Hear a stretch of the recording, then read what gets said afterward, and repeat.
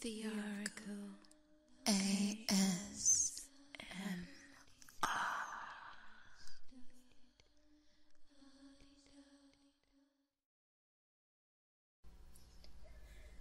Welcome.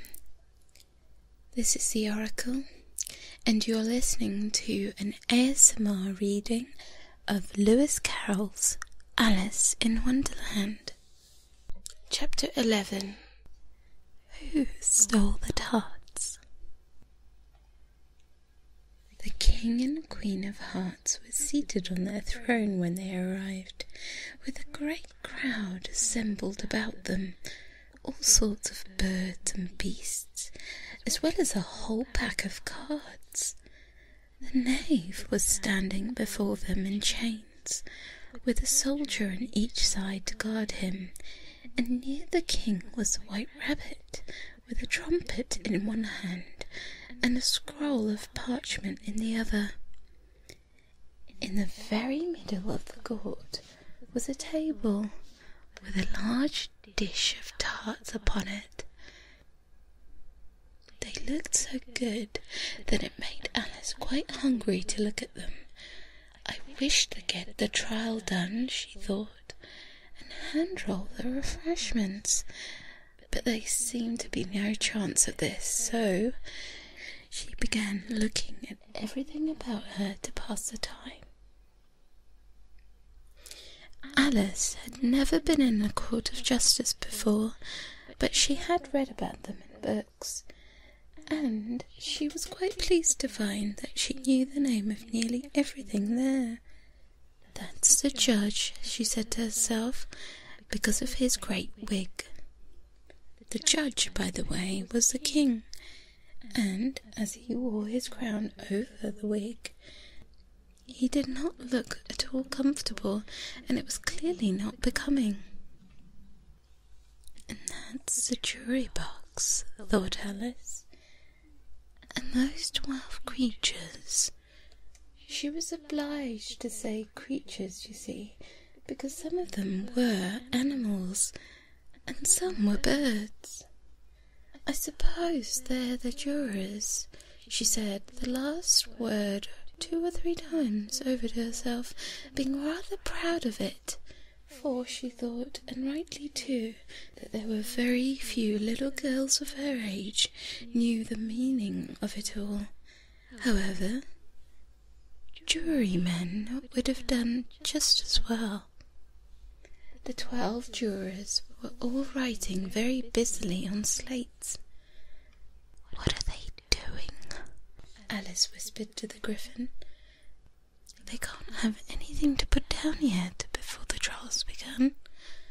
They're putting down their names," the Griffin whispered in reply, "for fear they should forget them before the end of the trial." "Stupid things," Alice began in a loud, indignant voice, but she stopped hastily, for the White Rabbit cried out, "Silence in the court," and the king put on his spectacles and looked anxiously around to make out who was talking. Alice could see, as if she were looking over their shoulders, that all the jurors were writing down stupid things on their slates, and she could even make out that one of them didn't know how to spell stupid, and that he had to ask his neighbour to tell him. "A nice muddle their slates'll be in before the trial's over," thought Alice. One of the jurors had a pencil that squeaked. This, of course, Alice could not stand, and she ran round the court and got behind him, and very soon found the opportunity to take it away. She did it so quickly that the poor little juror, it was Bill the Lizard, could not make out at all what had become of it.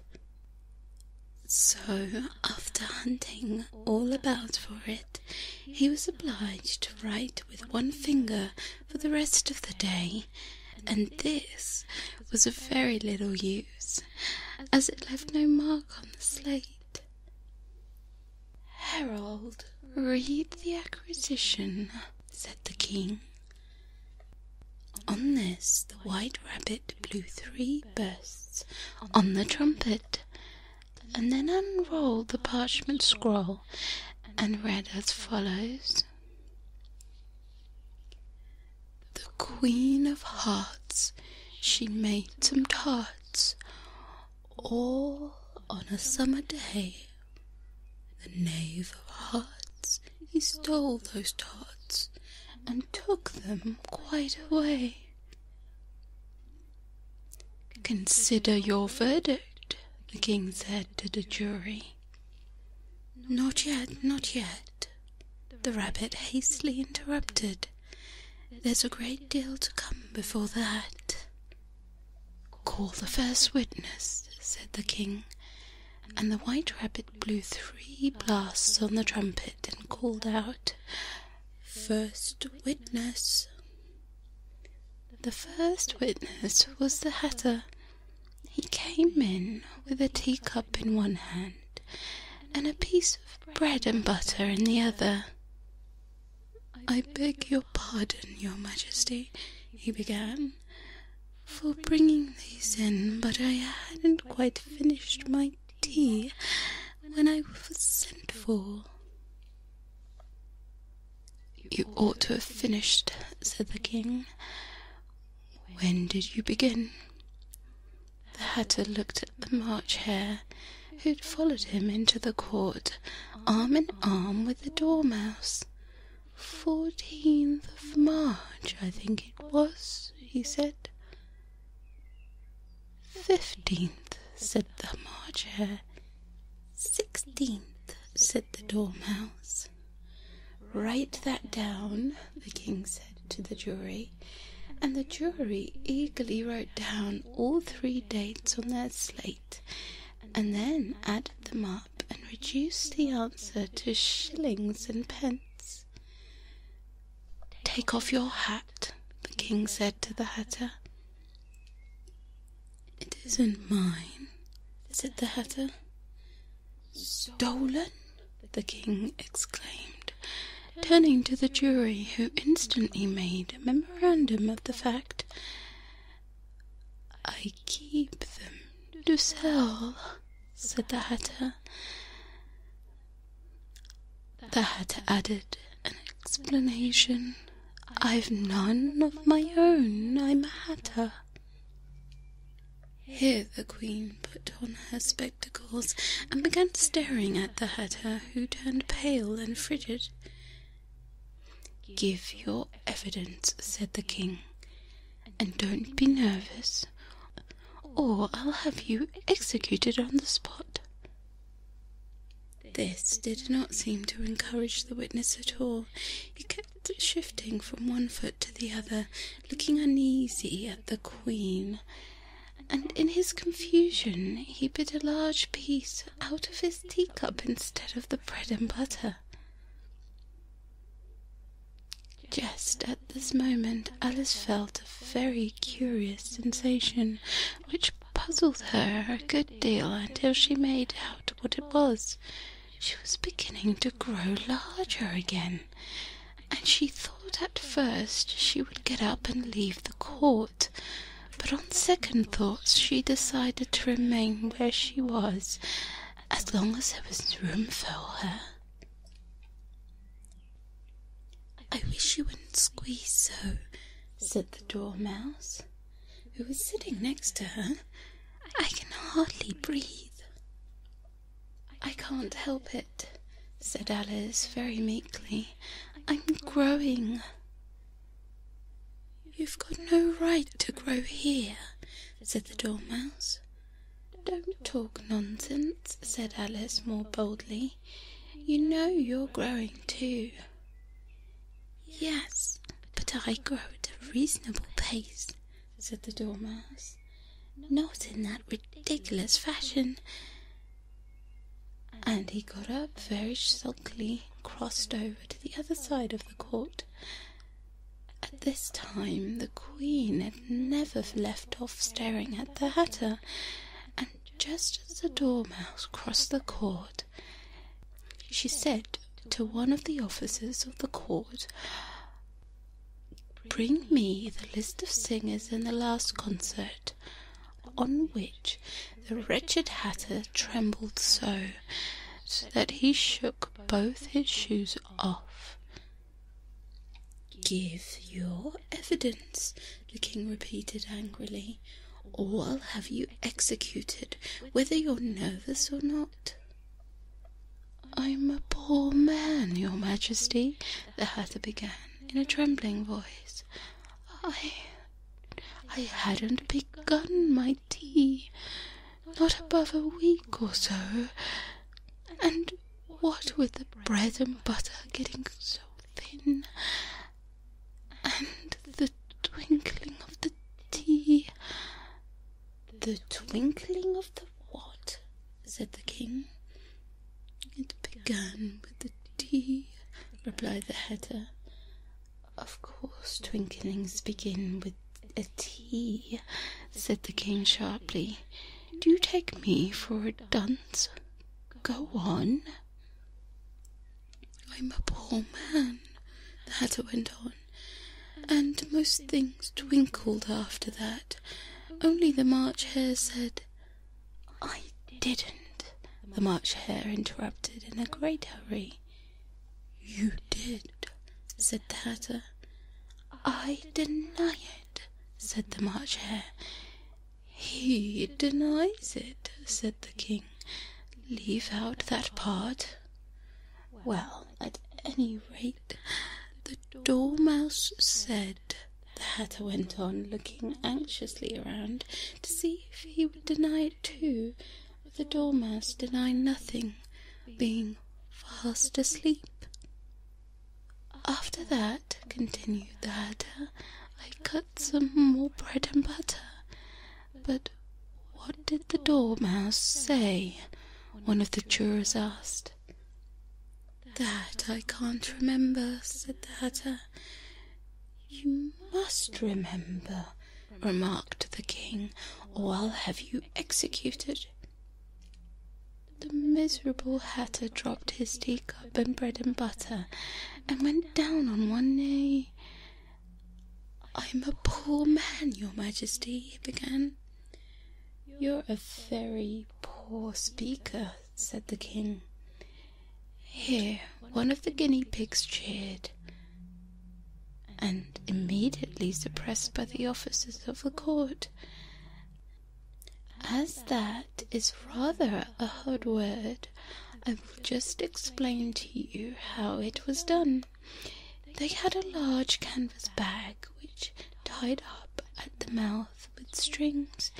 Into this they slipped a guinea pig head first, and then sat upon it. "I'm glad I've seen that done," thought Alice. "I've so often read in newspapers at the end of trials there were some attempts and an applause, which immediately suppressed by the officers of the court, and I never understood what it meant until now.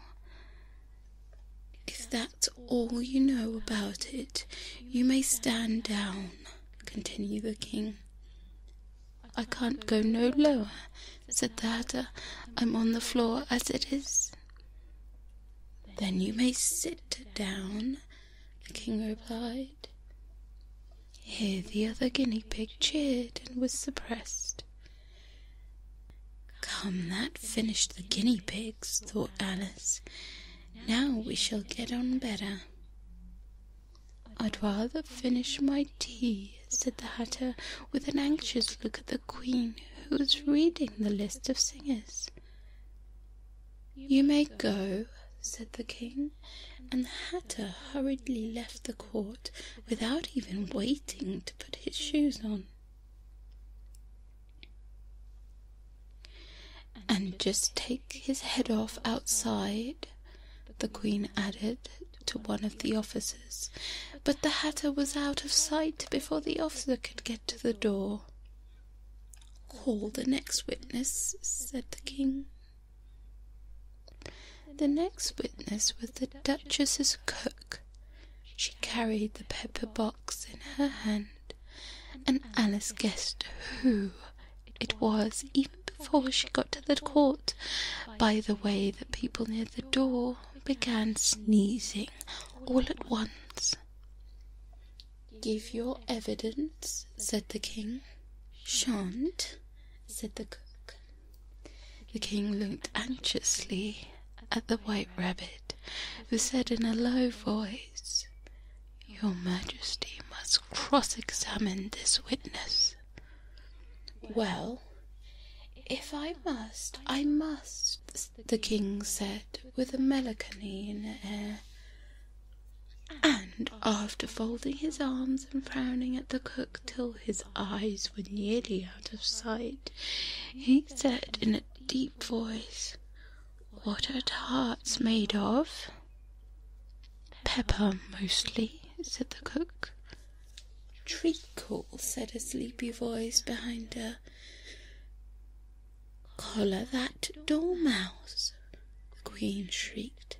"Behead that dormouse. Turn that dormouse out of the court. Suppress him. Pinch him. Off with his whiskers." For a minute the whole court was in confusion, getting the dormouse turned out, and by the time they'd settled down again, the cook had disappeared.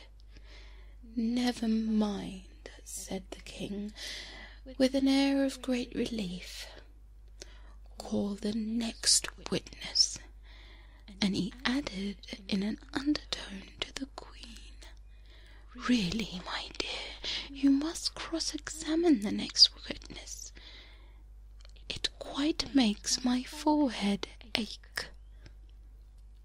Alice watched the White Rabbit as he fumbled over the list, feeling very curious to see what the next witness would be like, for they haven't got much evidence yet, she said to herself. Imagine her surprise when the White Rabbit read out at the top of his shrill little voice the name Alice.